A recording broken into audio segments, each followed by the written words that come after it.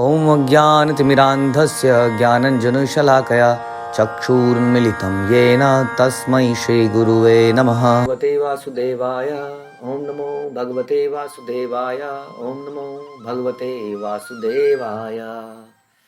Shrimad Bhagavatam canto दूसरा अध्याय दूसरा श्लोक संख्या 4। तो हम लोग ने चर्चा करी थी पहले विराट रूप के बारे में, जिसके पूरे संसार में ये जो भौतिक सृष्टि है इसको विराट रूप से कंपेयर किया गया था। और क्योंकि भौतिक सृष्टि टेम्पररी है, बनती है और समाप्त होती है, फिर से बनती है, उसी तरह से विराट रूप भी इसी तरह से है। और हमने उसके बाद नेक्स्ट स्टेज हम सुनने समझने का प्रयास कर रहे हैं। कृष्ण की जो अनुभूति है वो एक तो सर्वव्यापकता से करी जा सकती है, जो हर तरफ हर जगह हर चीज़ में कृष्ण है। दूसरा है सबके परमात्मा हृदय के रूप में है, उसको समझने का हम प्रयास कर रहे हैं। और इसको समझाते हुए सुखदेव गोस्वामी ने पिछले श्लोक में बोला था कि व्यक्ति को जीवन जीते हुए न्यूनतम आवश्यकताओं के लिए प्रयत्न करना चाहिए। हाँ, क्योंकि जीवन का पर्पस कुछ और है। यदि आवश्यकताओं के लिए बहुत सारी चीज़ें इकट्ठा करेंगे तो सारा समय उसी में निकल जाएगा, ऐसा उन्होंने अंत में बताया। तो आज बताते हैं श्लोक संख्या 4 में। सत्यां क्षितो किं कशिपो प्रयासे बाहो स्वसिद्धेहि उपबर्हणे किम सती अंचलो किम पुरुधा अन्न या पांजा दिक्वक्ल आदौ सती किम दूकले।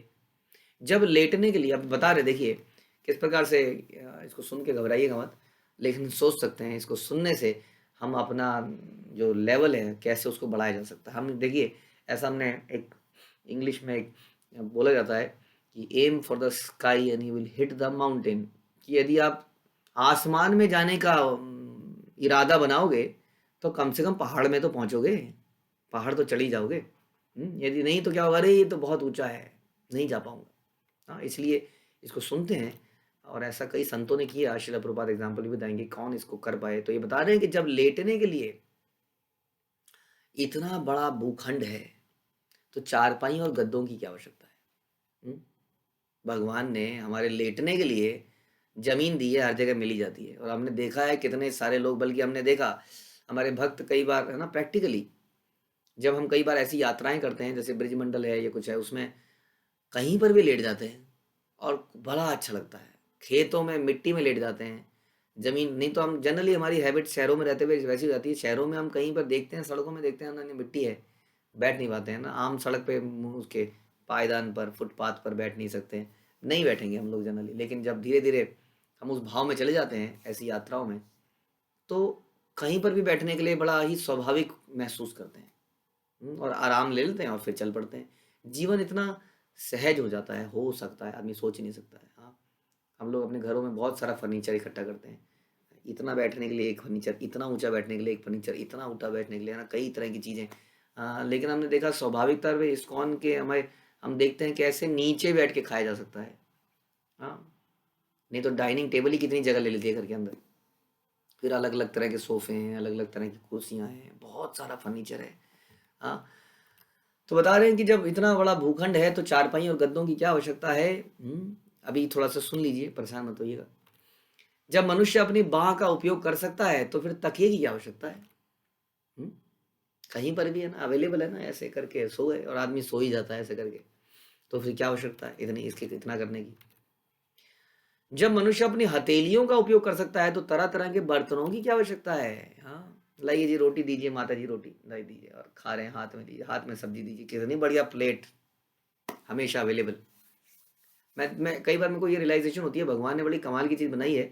सर्दियों में आपको इसकी अनुभूति होगी, हम लोग जुराब पहनते हैं, जुराब, और जुराब पहन के कहीं पर भी जाना कितनी मुसीबत होती है। अरे यहाँ तो गीला है, हल्का सा गीला है तो जा ही नहीं सकते, जुराब उतारें। अब देखिए कैसी स्किन बनाई है, कहीं पर भी चले जाओ थोड़ी देर में वो साफ सूख जाती है। पैर धो के भी आ जाओ, गंदी जगह में भी आप नंगे पैर जा सकते हैं। नंगे पैर गए, आए, पैर धोए और थोड़ी देर में पैर साफ। लेकिन अगर जुराब पहन के चले गए तो मुसीबत है कि नहीं। बहुत सारी चीज़ें हमें नेचुरली मिली हुई हैं भगवान द्वारा, तो वैसे ही ये हाथ मिले हुए हैं जो कि बहुत कुछ कर सकते हैं। तो बता रहे हैं कि ये प्लेट हैं, बिल्कुल रेडीमेड प्लेट। बर्तनों की आवश्यकता है। जब पर्याप्त ओढ़न तथा वृक्ष की छाल है तो वस्त्रों की क्या आवश्यकता है। राजा राम ने भी इसको करके दिखाया वनवास के समय पर, कैसे उन्होंने वृक्ष की छाल इत्यादि को पहनकर 14 साल बिताए। जब भगवान राम ऐसा कर सकते हैं, भौतिक दृष्टि से भी राजा हैं, राजकुमार हैं चलिए, और आध्यात्मिक दृष्टि से तो सब चीज़ों के मालिक हैं। उन्होंने भी छाल पहन के दिखाया और न जाने कितनों ने दिखाया। अभी सुखदेव गोस्वामी को ही हम देख रहे हैं लाइव। अभी हमने सुना सुखदेव गोस्वामी आए बिल्कुल दिगंबर, कोई वस्त्र धारण करे हुए नहीं है। कैसे आए? अब थोड़ा सा सुन लेते हैं प्रभुपाद क्या कहना चाह रहे हैं इसमें, कि शरीर की रक्षा तथा सुविधा के लिए व्यर्थ ही जीवन की आवश्यकताएं बढ़ा नहीं लेनी चाहिए। जीवन की आवश्यकताएं हम बढ़ा लेते हैं। कई बार हमारे जीवन में एक वर्ड आता है नेसेसिटी, और एक आता वर्ड आता है लग्जरी। ये बड़ा ही कंफ्यूजिंग वर्ड्स हैं कि what is necessity and what is luxury. एक आदमी के लिए कोई चीज़ लग्जरी हो सकती है, वही चीज़ दूसरे के लिए नेसेसिटी हो सकती है ऑल्दो। बट हमें हमेशा प्रयास करना चाहिए कैसे अपनी नेसेसिटी को लग्जरी में कन्वर्ट करें। धीरे धीरे हमें लगे कि नहीं नहीं ये तो लग्जरी है, ये नेसेसिटी नहीं है।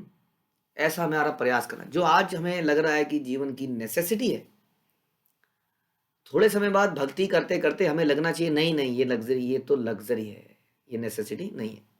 इसको कहते हैं वैराग्य धीरे धीरे पैदा होना।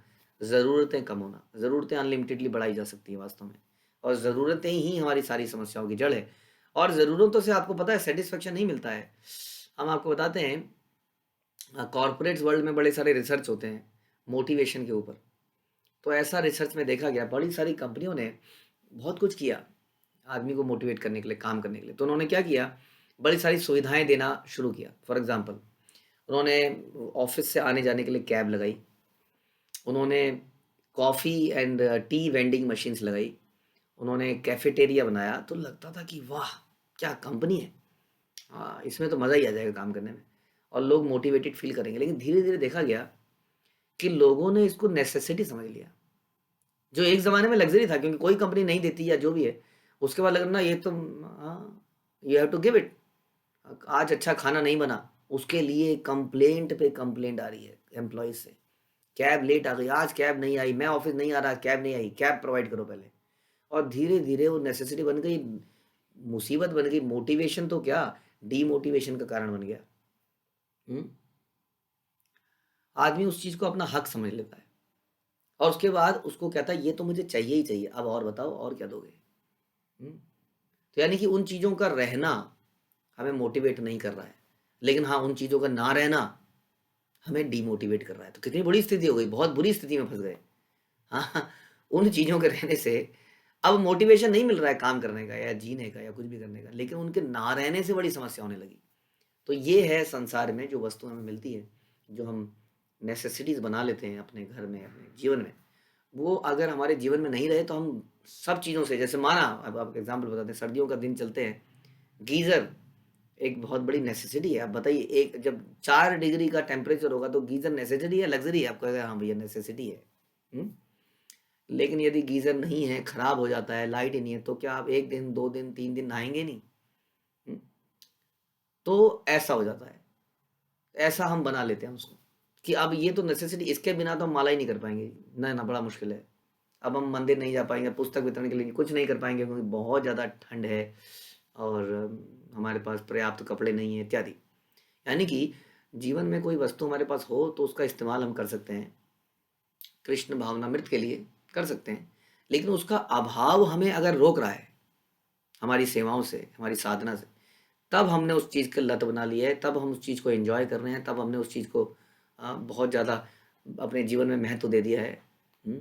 इसलिए कहते हैं कि अहेतु की अप्रतिहता भक्ति कभी भी अनइंटरप्टेड एंड अनमोटिवेटेड, किसी चीज़ पे डिपेंडेंट नहीं हो सकती है कि ये कर होगा तो ही हम करेंगे, नहीं तो नहीं। ये श्लोक में ये बताने का प्रयास किया जा रहा है। आपके पास कुछ सुविधाएं हो सकती हैं आपके लिविंग स्टैंडर्ड के हिसाब से, इट्स ओके। दो बातें हैं, एक तो उसके लिए यदि आप अत्यधिक प्रयत्न कर रहे हैं तो गलत है। अत्यधिक प्रयत्न उसको कहते हैं जब आप भक्तिमय कार्य नहीं कर पा रहे हैं, इतना समय ले दिया बिजनेस में, नौकरी में, कि सारा समय इसी में चला गया, तो हम अत्यधिक प्रयास कर रहे हैं। यानी कि हमें मिनिमम कहते हैं ना, हम कुछ माला जो भी हमने नियम बनाया है, जो कि हम धीरे धीरे माला को 1 2 3 4 5 6 करते करते 16 माला पे आते हैं, और कुछ श्रवण करते हैं। यानी कि जैसे फॉर एग्जाम्पल ये क्लासेस चल रही हैं, इन क्लास को सुनने का ही समय नहीं रहा, पूरा दिन इतना ज़्यादा बिजी हो गया, यहाँ तक कि कुछ कई लाइव नहीं सुन पाते तो कई लोग यूट्यूब पे जाके सुनते हैं, वो भी सुनने का टाइम है ही नहीं, पूरे दिन में टाइम ही नहीं है। तो हम अत्यधिक प्रयत्न कर रहे हैं चीज़ों को इकट्ठे करने के लिए। तो वो चीज़ों के लिए बताया जा रहा है यदि नेचुरली आपको कुछ चीज़ें मिल रही हैं और भक्ति आप कर पा रहे हैं, साथ में समय निकाल पा रहे हैं, देन इट्स ओके। तब भी उन चीज़ों का इस्तेमाल कृष्ण भक्ति के अनुसार ही कीजिए। बहुत ज़्यादा लग्ज़ूरियस जीवन बिताना, तड़क-भड़क का जीवन बिताना भक्त के लिए अच्छा नहीं है, जीवात्मा के लिए अच्छा नहीं है, किसी के लिए भी अच्छा नहीं है। क्योंकि ये इल्यूज़न क्रिएट करता है कि मैं I can enjoy in this world now, मैं मज़ा कर सकता हूँ, मज़ा ले सकता हूँ, और बहुत ही जल्दी ये भ्रम टूट जाता है। तो इसलिए शरीर की रक्षा तथा सुविधा के लिए कन्वीनियंसेस के लिए, कंफर्ट के लिए बहुत सारी आवश्यकताएं बढ़ा नहीं लेनी चाहिए। ऐसे ही भ्रामक सुख की खोज में मानव शक्ति भ्रष्ट व्यर्थ नष्ट हो जाती है। भ्रामक भ्रामक जो हमें भ्रमित कर दे, इल्यूजन कर दे, ऐसे सुख की खोज में मानव शक्ति व्यर्थ हो जाती है। ये मानव शक्ति बड़ी इंपॉर्टेंट है, इसको चैनलाइज करना चाहिए था किसी पर्टिकुलर चीज में, लेकिन कहाँ चली जाती है? सुख सुविधाओं को इकट्ठा करने में। वाकई में दिमाग लगता है, बहुत लगता है कि नहीं? कैसी कैसी बिल्डिंगें बनती हैं, कितना दिमाग लगता है। होटल बनाने में सोचा कितना दिमाग लगता है, लोग कितना दिमाग लगाते हैं। कई कई होटलों में क्या करते हैं आजकल, वो टायर लगा दिया, चारपाई लगा दी, करोड़ों रुपए का खर्चा किया, लेकिन होटल को ऐसा लुक दिया जैसे ढाबा है। अब लोग इसीलिए उस करोड़ों रुपए के होटल में आ रहे हैं क्योंकि ढाबा लुक दे रहा है। मतलब कितना दिमाग लगाता है आदमी। हाँ, अलग अलग तरह के आदमी सोचता है। बिल्कुल कैंडल लाइट डिनर होता है जी हमारे यहाँ, बिल्कुल ओपन पार्क को रेस्टोरेंट में कन्वर्ट कर दिया गया, जगह जगह कैंडल। मतलब बहुत सोचता है आदमी, वाकई में दिमाग लगाना पड़ता है। कितना दिमाग लगता है आप जानते हैं मार्केटिंग स्ट्रेटजीज में, प्रोडक्शन। को एक मशीन देखिए, इंसान ने कैसी कैसी मशीन बना दी है, हैरानी हो जाती है देख कर भी। यहाँ बटन दबा रहे हैं तो न जाने क्या क्या। मैंने कुछ दिन पहले एक सीएनसी एक मशीन को देखा जो कि कटिंग करती है प्लाईवुड की। उसके कंप्यूटर में डिज़ाइन डाल दिया गया है, बहुत ही कॉम्प्लेक्स डिज़ाइन है कटिंग का, ऐसा ऐसा ऐसा ऐसा ऐसा। अब हम देख रहे हैं वो मशीन एक लकड़ी को, प्लाईवुड को काट रही है, ऐसे ऐसे कर रही है, फिर उठ रही है, फिर ऐसे कट कर रही है, और बहुत घंटों तक पूरा डिज़ाइन निकाल के दे दिया। जो आदमी, एक आदमी शायद उसको नक्काशी करता है, कटिंग करता, तो पता नहीं कितने महीने लग जाते। सोचिए कितना दिमाग आदमी लगाता है इन चीज़ों को बनाने में। ये मानव शक्ति व्यर्थ हो रही है इन चीज़ों में वास्तव में, क्योंकि ये इतनी बुद्धि अगर हमारे पास है तो किसी और काम के लिए थी वास्तव में, इस संसार से निकलने के लिए थी। यदि मनुष्य फर्श पर लेट सकता है तो वह लेटने के लिए मुलायम गद्दा पाने के क्यों प्रयत्नशील रहे? कहने का मतलब है यदि गद्दा है तो सो जाइए, हम नहीं कह रहे गद्दे मत सोइए, लेकिन यदि गद्दे के लिए इतनी मेहनत करनी पड़ रही है कि अब जहाँ भगवान के जप करने का समय, यानी कि एक मजदूर भी है ना, कहने का मतलब मजदूर, वो भी भक्ति कर सकता है, लेकिन टाइम नहीं है। उसी तरह से करोड़पति के पास भी टाइम नहीं है, मजदूर से लेकर करोड़पति किसी के पास समय नहीं है, क्योंकि सब अपने लिविंग स्टैंडर्ड को अच्छा करने का प्रयास कर रहे हैं, अपने सिक्योरिटी सिस्टम को बढ़ा रहे हैं कि पैसा बढ़ता रहे। ये जो मैं खा पी रहा हूँ ना, ये मैं जीवन भर खा पी रहा हूँ, इसलिए इकट्ठा करो भैया। क्या पता 1 करोड़ कम पड़ जाए, क्या पता 2 करोड़ कम पड़ जाए, क्या पता 10 करोड़ कम पड़ जाए, क्या पता 50 करोड़ कम पड़ जाए। आदमी कई बार रिटायरमेंट प्लानिंग लेने से पहले सोचता है इतने करोड़ तो करूंगा ही, 10 करोड़ के बाद ही रिटायरमेंट लूंगा। ऐसा नहीं है, संत लोग ऐसा नहीं करते हैं। कि वो भगवान पे डिपेंडेंट होते हैं। हर हर व्यक्ति की अपनी अपनी, खैर, एक लेवल हो सकता है ईश्वर पे डिपेंडेंसी का, लेकिन मुख्य बात यह है कि जितनी हमें नॉर्मल सरकमस्टांसिस में सुविधाएं मिली हैं उसको रख लीजिए, उसको इस्तेमाल कर लीजिए, लेकिन भक्ति करिए साथ में। यदि आप इतना प्रयास कर रहे हैं कि भक्ति नहीं कर पा रहे हैं तो उसके लिए वो वर्जित कर बोला जाता है। यदि वह बिना तकिए की प्रकृति द्वारा प्रदत्त अपनी मुलायम बाहों का उपयोग कर सकता है तो तकिए का खोज करने की क्या आवश्यकता है? यदि हम पशुओं के समान जीवन का अध्ययन करेंगे तो हम देखेंगे, सामान्य जीवन का अध्ययन करेंगे तो देखेंगे कि उनमें बड़े बड़े घर, फर्नीचर, साज सामान कुछ भी नहीं होता है, लेकिन फिर भी वो आराम से सोते हैं। हम्म? ऐसा प्रयास करना चाहिए हमें कि कैसी भी स्थिति में फ्लेक्सिबल रहें। और हर चीज़ में, क्योंकि बहुत सारी चीज़ें हैं ना जीवन में, ऐसा ऐसा समय आता है जब जब फॉर एग्जांपल कई सारी यात्राएं ऐसी ऐसी जगहों की होती हैं जहाँ सारी सुविधाएं नहीं मिलती। यदि आपको सुविधाओं की आदत है तो आप उन यात्राओं में नहीं जा पाओगे। हम्म? कई चीज़ें नहीं कर पाओगे जीवन में। नहीं नहीं नहीं नहीं, ये टॉयलेट तो मैं बैठ ही नहीं सकता हूँ फॉर एग्जाम्पल। कई बार ऐसा भी हो जाता है। तो आदमी को फ्लेक्सिबल रहना चाहिए, ताकि वो इन सारे एक्सपीरियंसेस को ले पाए और हर अवस्था में भक्ति कर पाए। हम्म? तो इसका अर्थ ये नहीं है कि मानव सभ्यता पलट कर पशु जीवन बिताने लगे, नंगा हो जाए, जंगलों में जाने लग जाए, ऐसा नहीं कह रहे, प्रभुपाद कह रहे हैं। बुद्धिमान मनुष्य कभी पशु जीवन नहीं बिता सकता है, अपितु मनुष्य को चाहिए कि बुद्धि का इस्तेमाल करे, कला, विज्ञान, कविता करे, दर्शन करे, कृष्ण की प्रसन्नता के लिए, और सभ्यता आगे लेके जाए। हाँ, लेकिन यदि वो इन सभ्यता की इस कला को, दर्शन को आगे बढ़ाने के चक्कर में, सुविधाओं के चक्कर में अपना मुख्य उद्देश्य ही भूल गया, तो वो गलत है, ये बताया जा रहा है। हाँ, और कई सारे ऐसे एग्जाम्पल हैं जिसके लिए मानव सभ्यता की प्रगति ईश्वर के प्रति खोए संबंधों की पुनः स्थापना के लिए है। समझ में आया? मानव सभ्यता की जो पर्पस है, उसकी जो प्रगति है, वो किस लिए होनी चाहिए? ईश्वर द्वारा के साथ संबंधों को पुनः स्थापित करने के लिए। देखिए, हम पुराने आर्किटेक्चर देखते हैं आज भी, कैसे कैसे मंदिर, कैसे कैसे हमें इमारतें दिखती हैं। जब क्रेन नहीं थी उस जमाने में, क्रेन्स है ना, क्रेन से नॉल कुछ भी नहीं होता था, फिर भी हम देखते हैं कि ऐसे ऐसे बड़े बड़े पत्थरों को पता नहीं कैसे ऊपर एक के ऊपर रखा गया होगा। सोच सकते हैं हम, विदाउट क्रेन्स एंड ऑल, इतने विशाल पत्थरों को एक के ऊपर, इतनी ऊंची दीवार। हमारे दीवारें होती हैं कितनी है, 10 फुट पे तो हम छत बना देते हैं, 10-12 फुट पे। अब पुराने किलों की दीवारें देखिए आप। क्या इतनी बड़ी दीवारें, इतने बड़े पत्थर, कैसे कैसे। अब तो क्या है, हल्की हल्की एक एक ईंट लेके तो बनाते हैं हम। मसाला डालते हैं, ईंट लगाते हैं, ईंट लगाते हैं। अब उस वक्त तो इतने बड़े बड़े, कैश, मेरा कहने का मतलब है, ये जो प्रगति है, पुराने ज़माने में दिखती है ये प्रगति सारी, ऐसे ऐसे बिल्डिंगें दिखती हैं। लेकिन आप देखिए, मोस्टली ये सारे आर्किटेक्चरल जो अब चमत्कार आप देखेंगे, ये सारे मंदिर हैं, बड़े बड़े मंदिर में ही देखोगे आप। यानी कि उस ज़माने में इस प्रगति को भगवान के लिए यूज़ करा जाता था। आज तक वो दिव्य भव्य मंदिर देखने को मिलते हैं, अद्भुत बिल्डिंग है। अब आज की डेट में अगर आप अद्भुत बिल्डिंगें देखेंगे तो ऑफिसों की दिखेंगी, दुबई में दिखेंगी, होटल दिखेंगे। ऐसे ऐसे होटल हैं कि बहुत बड़ी सी मीनार है, ऊपर एक घूमता हुआ होटल है, रिवॉल्विंग होटल है। ऐसी ऐसी प्रगतियां अब खाने पीने इंजॉयमेंट में दिखेंगी। आइए समुद्र में ऑक्सीजन का वो लगाइए और कूद जाइए इत्यादि। उस जमाने में जितनी भी टेक्नोलॉजी हम देखते हैं, वो इन चीज़ों में दिखती थी। ईश्वर चेतना की बढ़ाने के लिए उसमें वो लगाते थे, टेक्नोलॉजी लगाते थे। तो ये बता रहे हैं यहाँ पर, हमारा पर्पस होना चाहिए भगवान के साथ खोए हुए संबंधों को फिर से स्थापित करना, जो मनुष्य जीवन के अलावा और कहीं पॉसिबल नहीं है। मनुष्य को भौतिक परिवर्तनशीलता की निरर्थकता का बोध होना चाहिए। भौतिक परिवर्तनशीलता की निरर्थरता पर्पस क्या है? क्योंकि यहाँ पर जो भी आप करेंगे ना, वो थोड़े समय बाद बेकार हो ही जाएगा। फॉर एग्जाम्पल, आप कुछ भी यहाँ पे रखें, फॉर एग्जाम्पल आपने फल रखे रखे रखे रखे रखे, अगले दिन 3 दिन 4 दिन 5 दिन बाद वो फल पूरे समाप्त, बर्बाद हो जाएंगे। उसी तरह पत्थर भी समाप्त हो जाता है ना। कुछ दिन पहले हम एक बिल्डिंग मैन्युफैक्चरर से बात कर रहे थे, तो हम उनसे बात कर रहे थे कितना चलेगी। उन्होंने कहा कोई भी बिल्डिंग यही सोच के बनाई जाती है कि 100 साल चलेगी। हमने कहा ये तो बहुत ही कम हो गया, 100-200 साल तो क्या रहते हैं। आप सोचिए, 100 साल तो क्या ही है, 100-200 साल, 500-1000, यानी कि सारे घर इमारत 1000 साल 2000 साल, मतलब समाप्ति हो जाते हैं अल्टीमेटली। तो यानी कि ये यहाँ पर कितना भी प्रयास कर लें, ये सारी चीज़ें समाप्त हो जाती हैं। सुधरी पशु सभ्यता से युक्त आत्म तृप्ति, जिसका लक्ष्य इंद्रिय तृप्ति हो, भ्रम है। ऐसे मिथ्या कर्म करने वाला जीव माया मोहित है।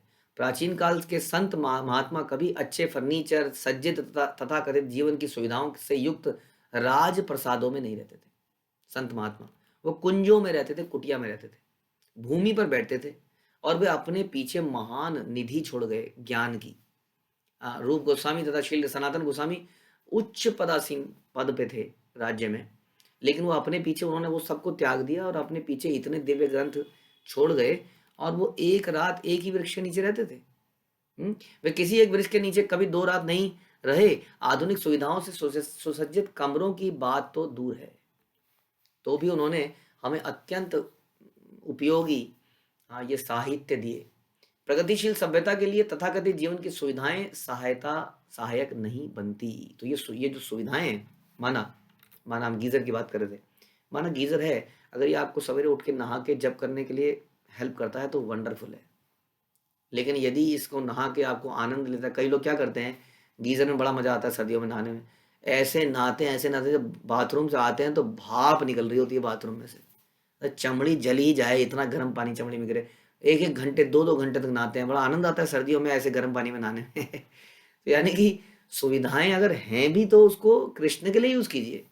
सवेरे उठ के ठीक है जी, नहाइए और फिर जब पे बैठ जाइए। मतलब कोई भी सुविधा आप इस तरह से यूज कर सकते हैं। शिला प्रभुपाद का भी कोट भी आया था कुछ दिन पहले कि हमें मशीनों से कोई एलर्जी नहीं है, हाँ, जब तक उन मशीनों को हम कृष्ण की सेवा में लगा सकते हैं। तो 4 वर्णों तथा आश्रमों वाली सनातन धर्म प्रगति पद्धति में प्रगतिशील जीवन के सुखमय अंत के लिए पर्याप्त आदेश हैं और उसमें निष्ठावान अनुयायियों को जीवन का वांछित लक्ष्य प्राप्त करने के लिए स्वेच्छा से संन्यास आश्रम स्वीकार करना होता है। यदि कोई प्रारंभ से ऐसे सन्यासी और आत्मोत्सर्ग जीवन का पालन करने का अभ्यास नहीं रहता तो बाद में नहीं कर पाता है। यानी कि जीवन में प्रारंभ से ही हमें प्रयास करना चाहिए अपने बच्चों के साथ ही। आजकल के समाज में एक होड़ लगी है, how can I give best comfort to my children, best to best. कहीं पर भी उसका पसीना ना टपक जाए नीचे, कहीं पर भी उसको मतलब खाने के लिए उसके मुंह में हमेशा कुछ रहे, चबाता ही रहे 24 घंटे। इस तरीके से हम उनको तपस्या करने के एक जो हमारे अंदर होना चाहिए, धर्म के 4 पिलर हैं आपको मालूम ही है, उसमें से एक तप है, तपस्या करने से वंचित कर रहे हैं। उनके अंदर कभी भी ये त्याग तपस्या का भाव नहीं आएगा और वो आगे बढ़ ही नहीं पाएंगे, कुछ चिंतन नहीं कर पाएंगे जीवन के हायर पर्पस का। तो उनका पूरा जीवन भी आगे इसी तरह निकलेगा, कैसे मैं कंफर्ट को इकट्ठा करूं। आज की डेट में सक्सेसफुल वही माना जाता है जिसने ज़्यादा से ज़्यादा कंफर्ट को अपने इर्द गिर्द इकट्ठा कर लिया है। And this is a failure actually में, क्योंकि हम अपने आप को करप्ट कर रहे हैं। ये मनुष्य जीवन की हायर इंटेलिजेंस का पर्पस कतई नहीं था, ऐसा श्रील प्रभुपाद हमें बताते हैं। श्रील प्रभुपाद की जय। ग्रंथराज श्रीमद् भागवतम की जय।